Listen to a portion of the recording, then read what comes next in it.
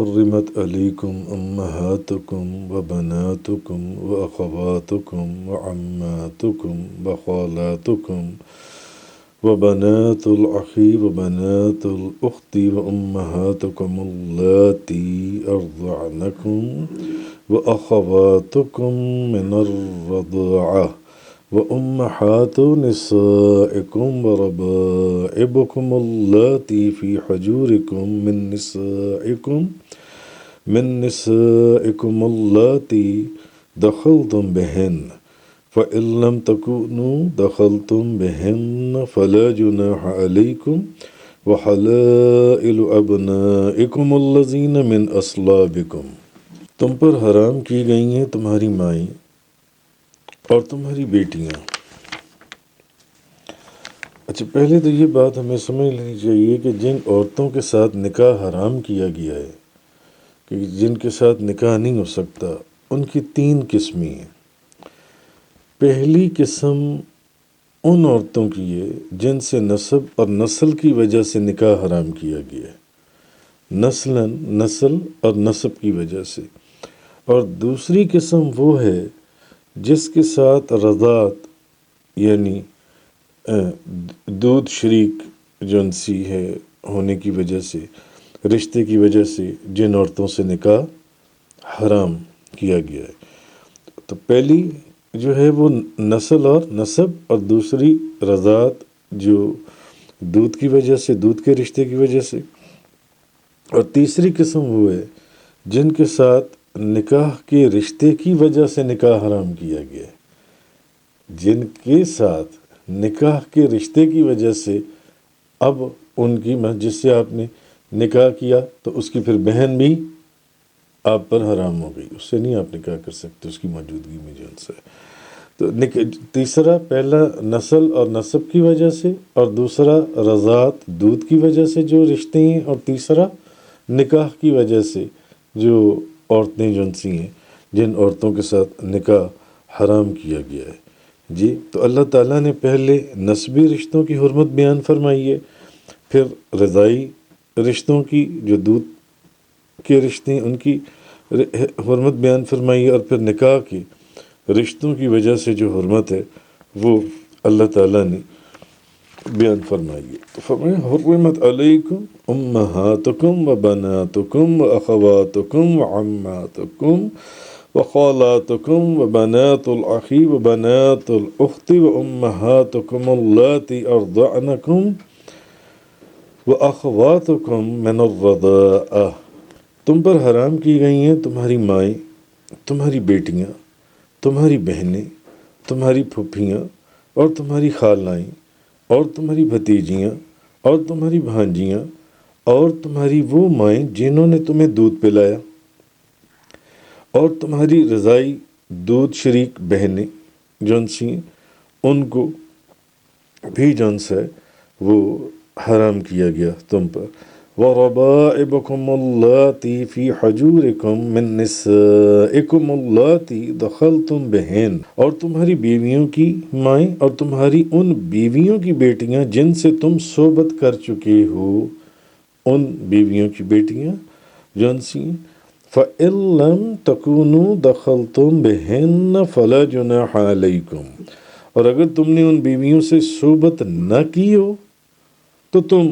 ان کی بیٹیوں سے نکاح کرنے میں پھر تم پر کوئی گناہ نہیں ہے۔ وَحَلَائِلُ أَبْنَائِكُمُ الَّذِينَ مِنْ أَصْلَابِكُمْ، اور تمہارے نسلی بیٹوں کی بیویاں وہ تم پر حرام کی گئی ہیں جنسی ہیں۔ تو یہ چیز اللہ پاک نے فرمائی اس کے اندر کہ پہلے نسب اور نسل سے جن عورتوں کا تعلق ہے وہ اللہ پاک نے سارا تفصیل سے بیان کر دیا۔ اس کے بعد رضاعت کی وجہ سے جو عورتیں حرام ہیں ان کا ذکر کر دیا گیا آپ کے اوپر، اور اس کے بعد نکاح کی وجہ سے جن عورتوں سے نکاح کرنا حرام ہے ان کا ذکر کر دیا گیا جو ان سے اس کے اندر۔ تو حضرت عائشہ صدیقہ طیبہ طاہرہ زاہدہ عابدہ رضی اللہ تعالی عنہا فرماتی ہیں بخاری شریف کی اندر کہ رسول کریم صلی اللہ علیہ وسلم نے فرمایا، اللہ نے جن رشتوں کو ولادت کی وجہ سے حرام کیا ہے، آسان طریقے سے سمجھ لیں، انہی رشتوں کو رضاعت کی وجہ سے بھی حرام کر دیا ہے، انہی رشتوں کو جو ان سے ہے۔ اور ایک روایت میں حضرت علی بن ابی طالب رضی اللہ تعالیٰ عنہ بیان کرتی ہیں کہ رسول اللہ صلی اللہ علیہ وسلم نے فرمایا جو رشتہ نسب سے حرام ہے وہ رضاعت سے بھی حرام ہے، یہ جو چیز فرمائی گئی۔ آگے فرمایا وَأَن تَجْمَعُوا بَيْنَ الْأُخْتَيْنِ إِلَّا مَا قَدْ سَلَفَ، اور یہ کہ تم دو بہنوں کو ایک نکاح میں جمع کرو مگر جو گزر چکا، پہلے جو ہوتا رہا وہ اپنی جگہ تھا، بے شک اللہ بہت بخشنے والا اور بے حد رحم فرمانے والا ہے۔ ایک وقت میں تم دو بہنوں کو اکٹھا کر لو اپنے نکاح کے اندر، اس کا بھی، اور تم پر حرام کیا گیا یہ کہ تم دو بہنوں کو نکاح میں جمع کرو۔ حضرت ابو ہریرہ رضی اللہ تعالیٰ عنہ بیان کرتے ہیں کہ رسول کریم صلی اللہ علیہ وسلم نے فرمایا کسی عورت کا اس کی پھپھی پر نکاح نہ کیا جائے اور نہ پھپھی کا اس کی بھتیجی پر نکاح کیا جائے، اور نہ کسی عورت کا اس کی خالہ پر نکاح کیا جائے اور نہ خالہ کا اس کی بھانجی پر نکاح کیا جائے، اور نہ رشتے میں یعنی بڑی کا چھوٹی پر اور چھوٹی کا بڑی بہن کے اوپر نکاح کیا جائے۔ تو اب اس طرح کے نکاح کے حرام ہونے کی وجہ یہ ہے کہ یہ جو رشتے ہیں یہ رحم کے رشتے ہیں، اور قطع رحمی جو ہے اس سے ویسے بھی منع فرمایا گیا ہے۔ تو جب یہ آپس میں ایک ہی وقت میں ایک شخص کے نکاح میں دو عورتیں آئیں گی تو ان کے اندر بجائے محبت کے رقابت پیدا ہوگی اور نفرت پیدا ہوگی، اور ایسے لڑائی جھگڑے جنم لیں گے کہ وہ جن سے وہ پھر معاملہ جن سے، اس وجہ سے بھی تو دو بہنوں کو نکاح میں نہ جمع کرو، بے شک وہ نسب کی طرف سے دونوں بہنیں ہوں یا رضائی بہنیں ہوں، ان کو ایک اس میں جن سے وہ جمع نہ کرو۔ والمحصنات من النساء الا ما ملکت ایمانکم کتاب اللہ علیکم، اور تم پر حرام کی گئی ہیں وہ عورتیں جو دوسروں کے نکاح میں ہوں، تم پر حرام کی گئی ہیں وہ عورتیں جو دوسروں کے نکاح میں ہوں، مگر کافروں کی جن عورتوں کے تم مالک بن جاؤ ان کی اجازت ہے۔ یہ حکم تم پر اللہ کا فرض کیا گیا ہے کہ تم پر حرام کی گئی ہیں وہ عورتیں جو دوسروں کے نکاح میں ہوں، مگر کافروں کی جو عورتیں ہیں جن کے تم مالک بن گئے، جو تمہاری ملک میں آ گئی، اس کا معاملہ کچھ اور ہے۔ تو اب سمجھنے کی چیز یہ ہے کہ میدان جنگ میں جو کافر قید ہو جائیں ان کو غلام بنا لیا جاتا ہے، ایسے ہی ہوتا ہے نا، جنگ کے میدان میں جو کافر قید ہو کر آئیں ان کو غلام بنایا جاتا ہے، اور جو لشکر کا امیر ہوتا ہے وہ ان غلاموں کو، وہ جو قیدی ہو کر آتے ہیں ان کو جو مجاہدین جنہوں نے جنگ میں حصہ لیا ہوتا ہے ان میں تقسیم کر دیتا ہے، ایسے ہی ہے۔ تو اور جو کافر عورتیں مسلمانوں کے خلاف جنگ میں شریک ہوں اور قید ہو جائیں تو ان کو باندیاں بنا لیا جاتا ہے، مردوں کو غلام بنا لیا جاتا ہے، عورتوں کو باندیاں بنا لیا جاتا ہے، اور جو اس جنگ میں لشکر کا امیر ہے، امیر لشکر، ان کو مجاہدین کے اندر تقسیم کر دیتا ہے، ان باندیوں کو جو جنگ کے اندر قید ہو کر آئیں، اچھا، اور ان باندیوں کے ساتھ اب وہ جو عورتیں بھلے وہ کسی اور کے اس میں تھیں نکاح میں، مگر جنگ میں وہ قید ہو کر آ گئیں، وہ جہاں سے بھی آئیں، اور ان باندیوں کے ساتھ ان کا جو مالک ہے، امیر لشکر نے 10 عورتیں جنگ میں قید ہو کر آئیں، وہ باندیاں بنی، ان باندیوں کو مجاہدین میں کوئی سے 10 مجاہد یا جنہوں نے زبردست کوئی جنگ کے اندر معاملہ ان کو ایک باندی دے دی جو ان سی ہے۔ اچھا، اب جو باندیاں ہیں ان باندیوں کے ساتھ ان کا جو مالک ہے وہ بغیر نکاح کے بھی مباشرت کر سکتا ہے، ہم بستری کر سکتا ہے بغیر نکاح کی، وہاں نکاح کی ضرورت نہیں ہے ان باندیوں کے ساتھ۔ اچھا، اب مخالفین جو ہیں وہ یہاں پر ایک اعتراض کرتے ہیں، وہ کہتے ہیں کہ اسلام میں انسانوں کو غلام اور باندیاں بنایا جاتا ہے،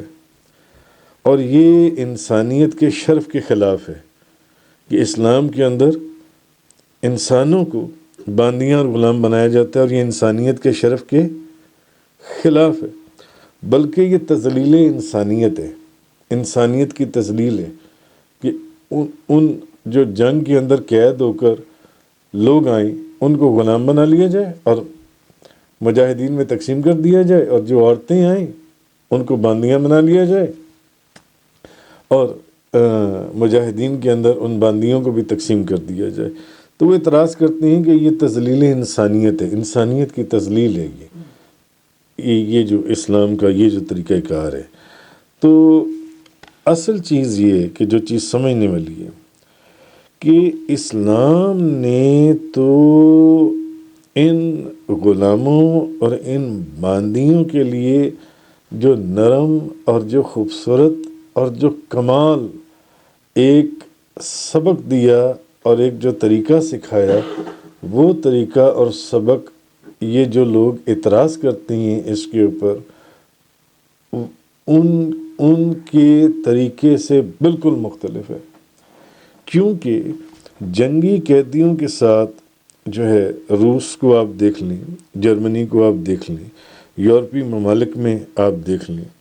جو وحشیانہ مظالم کیے جاتے ہیں اور ان سے جو جبری مشقتیں لی جاتی ہیں، وہ اسلام کے مقابلے میں تو وہ نہایتی اسلام نے تو بلکہ ان غلاموں اور ان باندیوں کے لیے راحت اور آسانی کے راستے پیدا کر دیے ہیں، مگر ان لوگوں نے تو ظلم کی انتہا کر دی ہے، ظلم کی انتہا۔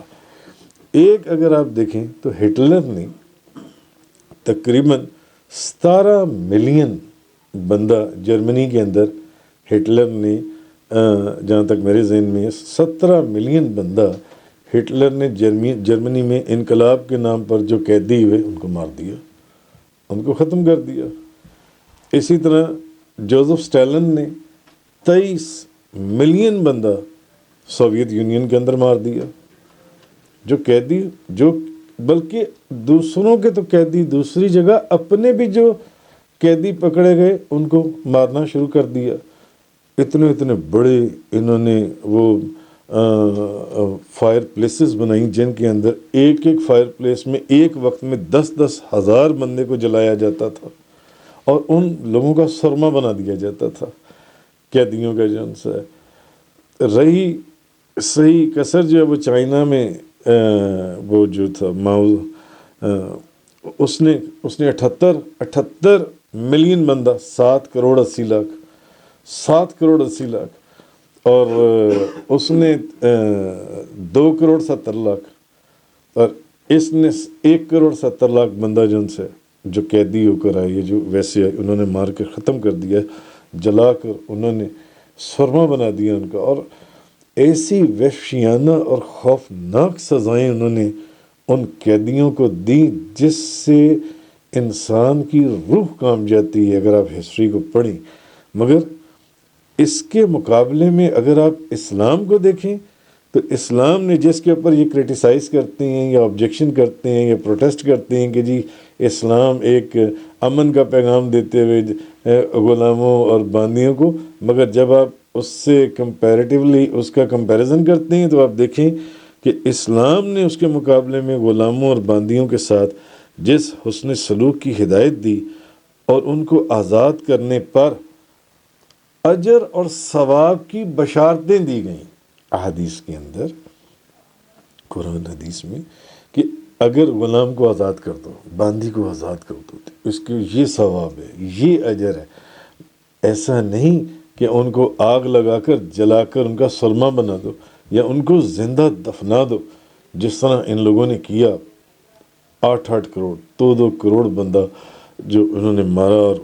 عبرتناک سزائیں دی گئیں۔ جو اسلام کے اندر تو جس حسن سلوک کی ہدایت دی گئی وہ یہ کہ ان کو آزاد کرنے پر اجر اور ثواب کی بشارتیں دی گئیں، کہ اگر کسی کے ملک میں، وہ تو ایک قانون ہے کہ جب وہ قید ہو کر آئے تو یہ ان کے اندر تقسیم کر دیا جائے، اور مگر اس کے بعد بشارتیں بھی دے دی گئیں کہ اگر چاہو تو ان کو آزاد کر دو، ان پر رحم کرو، ان پر آسانی کرو، ان کے لیے ہر چیز کا خیال کا انتظام کرو کہ اور اسی کا نتیجہ ہے کہ آج دنیا سے غلاموں اور باندیوں کا سسٹم ہی ختم ہو گیا، کم و بیش تقریباً جو ان سے۔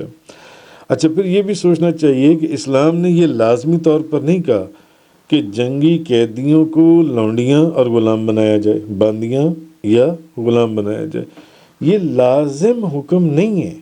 بلکہ اسلام نے یہ حکم دیا کہ ان کو بلا فدیہ آزاد کر دیا جائے۔ یہ اس وقت جنگ کے جو اس وقت حالات ہوتے ہیں، ان حالات کو دیکھتے ہوئے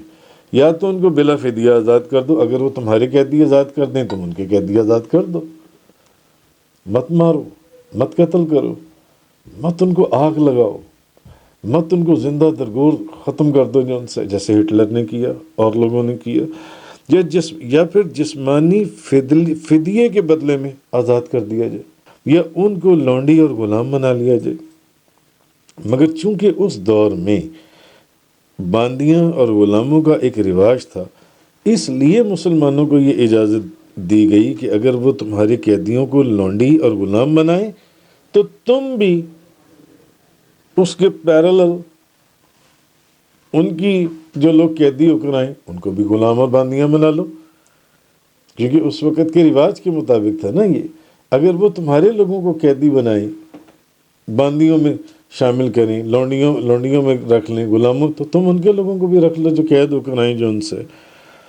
اور اگر وہ تمہارے قیدیوں کو کچھ مالی فدیے کے بدلے میں آزاد کر دیں تو تم بھی ان کے قیدیوں کو آزاد کر دو۔ اور اگر وہ تمہارے جنگی قیدیوں سے اپنے قیدیوں کا تبادلہ کریں تو پھر تم ان کو مارو نہ، قتل نہ کرو، ان پر وحشیانہ یا خوفناک ظلم نہیں ڈھانا، بلکہ تم بھی ان کو آزاد کر دو۔ اگر وہ ان کو آزاد کر دیں، اگر وہ تبادلہ کریں تو تم بھی تبادلہ کر لو۔ تو اور احسان کر کے تمہارے جنگی قیدیوں کو اگر وہ بلا معاوضہ چھوڑ دیں کہ وہ تم پر بھی احسان کر ہی دیں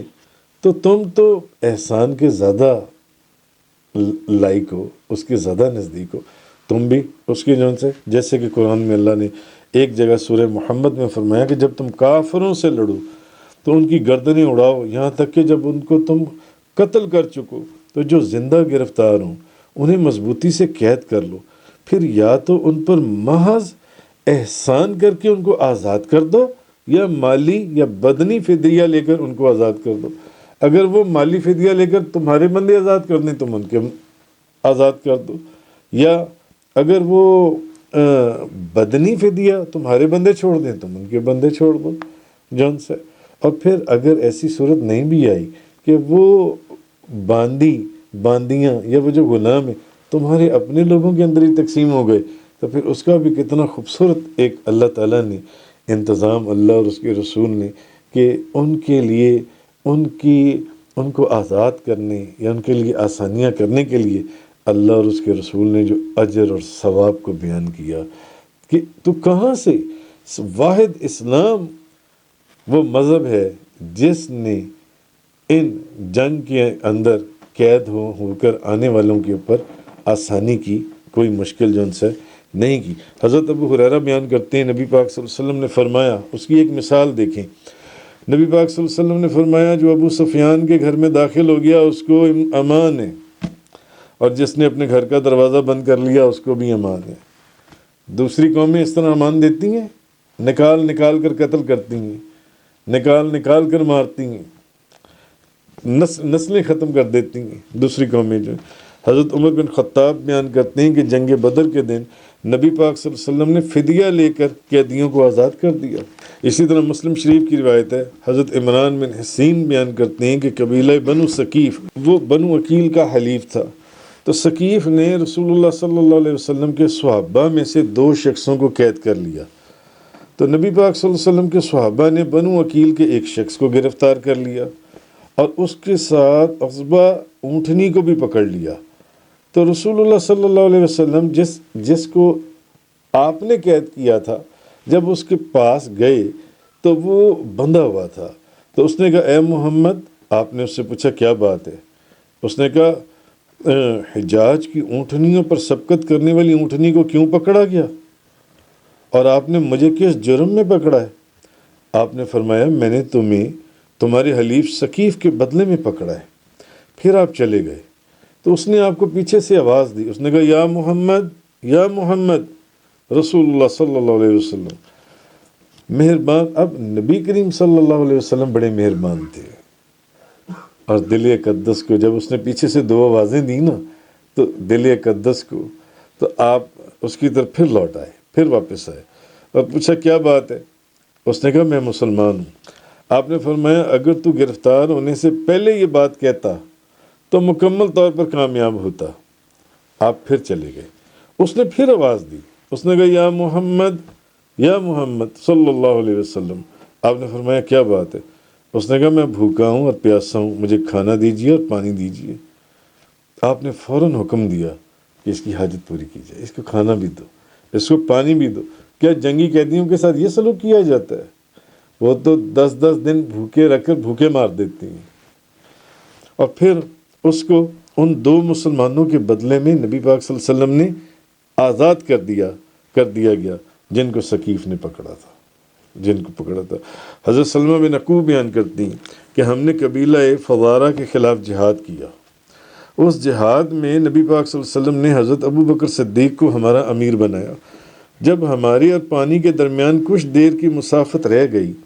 تو حضرت ابو بکر نے ہمیں حکم دیا کہ اب ہم جو ہے نا حملہ کریں، آخری حصے میں اتریں، اور حملے کا حکم دے دیا گیا۔ اچھا، جس میں کفار کے بچے اور عورتیں بھی تھیں، یعنی میں آپ کو اس کا کرکس بیان کر رہا ہوں، تو مجھے یہ خطرہ ہوا کہ کہیں وہ مجھ سے پہلے پہاڑ تک نہ پہنچ جائیں، تو میں نے ان کی اور پہاڑ کے درمیان میں ایک تیر مارا۔ جب انہوں نے تیر کو دیکھا تو سب ٹھہر گئے، تو ہم نے سب کو گھیر لیا۔ ان میں ایک بنو فزارہ کی ایک عورت تھی جس نے چمڑے کی کھال کو منڈ رکھا تھا، اور اس کے ساتھ ایک لڑکی تھی جو عرب کی حسین ترین دوشیزہ تھی، عرب کی۔ تو میں ان سب کو پکڑ کر حضرت ابو بکر کے پاس لے آیا، تو حضرت ابو بکر صدیق نے وہ لڑکی جو ہے مجھے انعام میں دے دی، یعنی وہ مجھے باندی کے طور پر دے دی حضرت ابو بکر صدیق نے۔ اور باندی سے نکاح کے بغیر بھی مباشرت کی اجازت ہے، ہم بستری کی۔ ہم مدینہ پہنچے تو ابھی تو میں نے اس لڑکی سے یعنی مباشرت بھی نہیں، ہم بستری بھی نہیں کی تھی کہ میری نبی پاک صلی اللہ علیہ وسلم سے بازار میں ملاقات ہوئی۔ آپ نے فرمایا اے سلمہ، یہ لڑکی مجھے ہبہ کر دو۔ میں نے عرض کیا یا رسول اللہ، خدا کی قسم یہ لڑکی مجھے بڑی پسند ہے، ابھی تو میں نے اس کا لباس تک نہیں اتارا۔ اگلے دن میری پھر نبی پاک صلی اللہ علیہ وسلم سے ملاقات ہوئی۔ آپ نے مجھ سے فرمایا سلمہ، یہ لڑکی مجھے دے دو، تمہارا باپ بہت اچھا تھا۔ میں نے کہا یا رسول اللہ، خدا کی قسم یہ آپ کی ہے، اور میں نے اس لڑکی کا ابھی تک لباس تک نہیں اتارا تھا۔ نبی کریم صلی اللہ علیہ وسلم نے وہ لڑکی اہل مکہ کو واپس بھیج دی، اور اس لڑکی کو ان کو دے کر اپنے بے شمار مسلمان جن سے ان قیدیوں سے چھڑوا لیے جن سے۔ تو جو اسلام نے جو ان باندیوں اور غلاموں کے اسلام کے اندر جو اللہ اور اس کے رسول نے ان کے اوپر جو نرمی اور خوبصورتی جو ہے وہ کمال ہے، وہ کسی اور مذہب کے اندر ہمیں نظر ہی نہیں آتی۔ والمحصنات من النساء الا ما ملکت ایمانکم، تو دوسروں کی بیویاں تم پر حرام ہیں، البتہ تمہاری باندیاں وہ تم پر حرام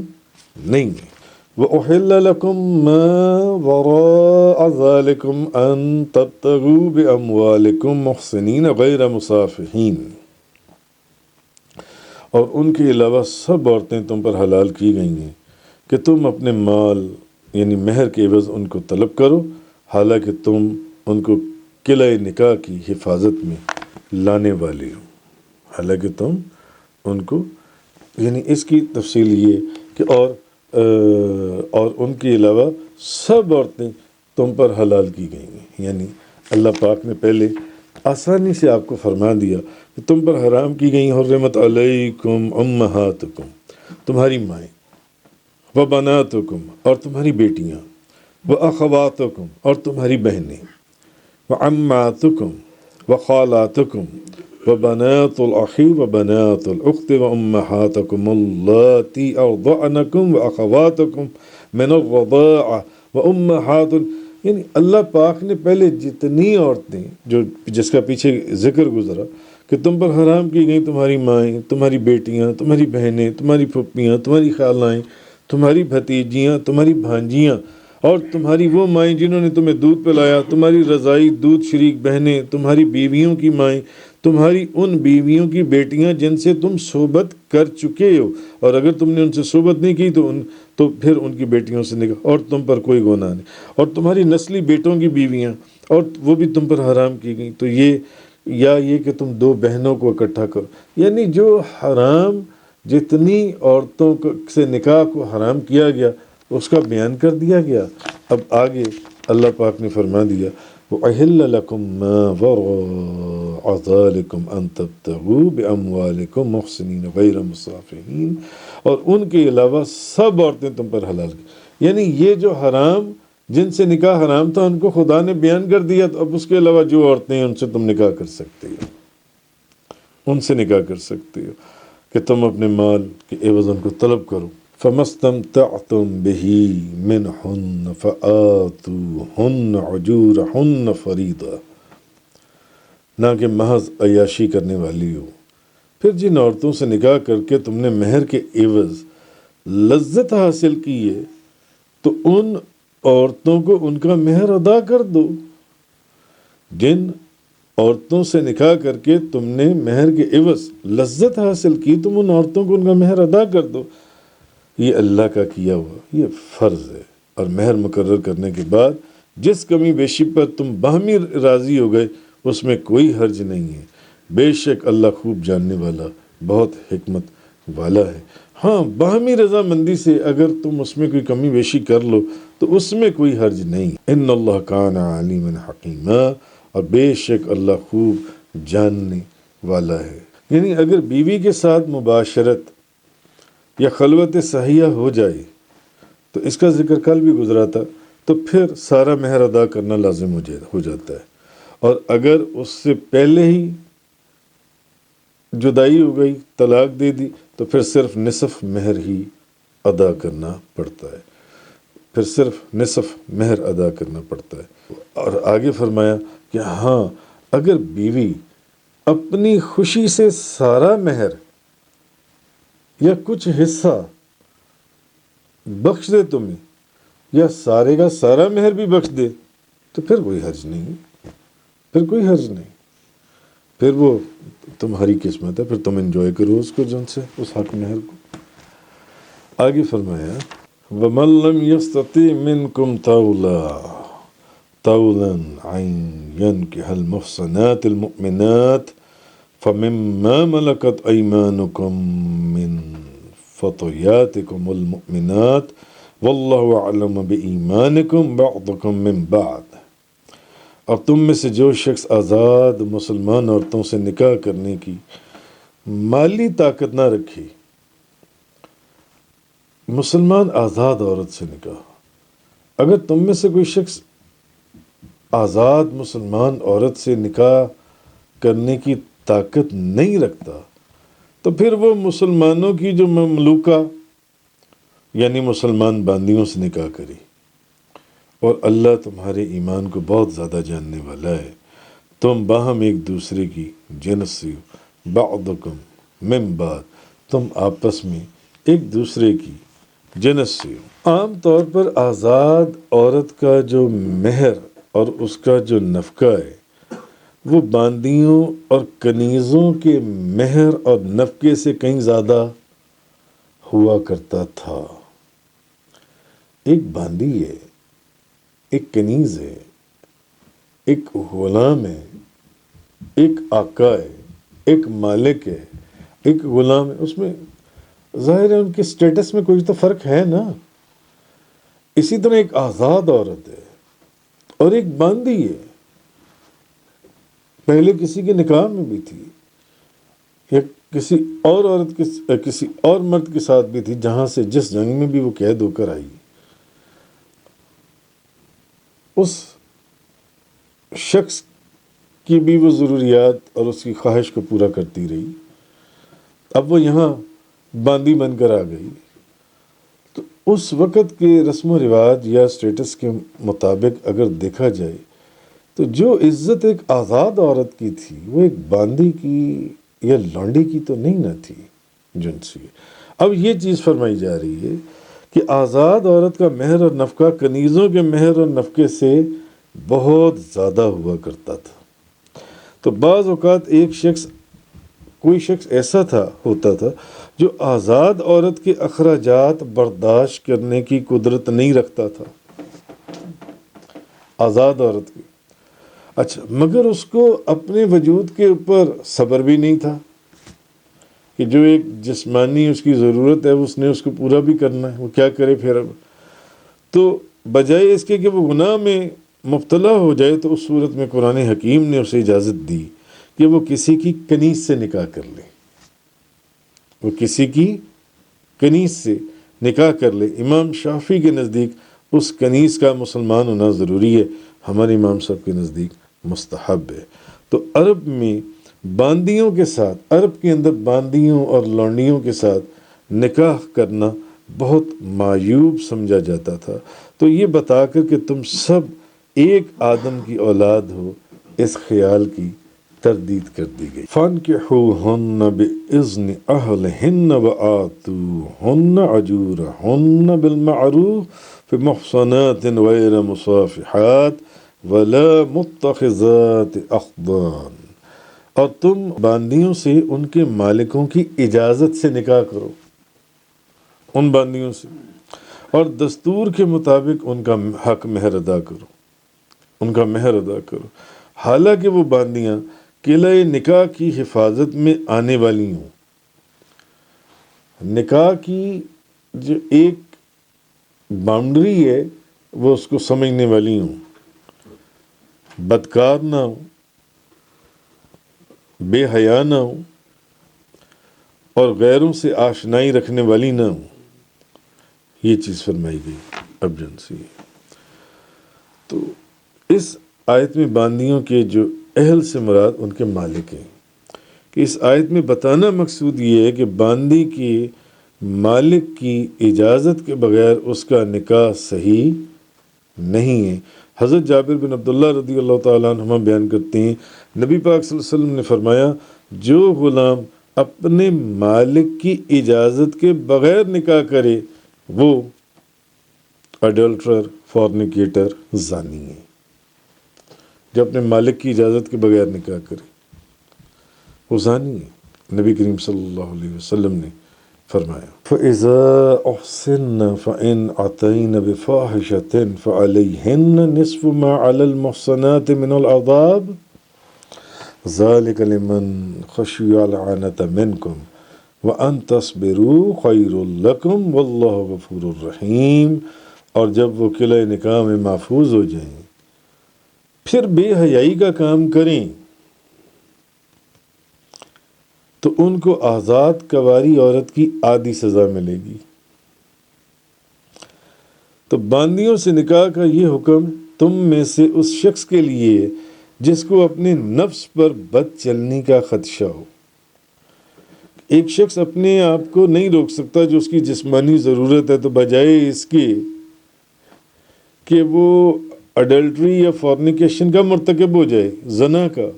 تو بہتر ہے پھر کسی باندی سے ہی نکاح کر لے.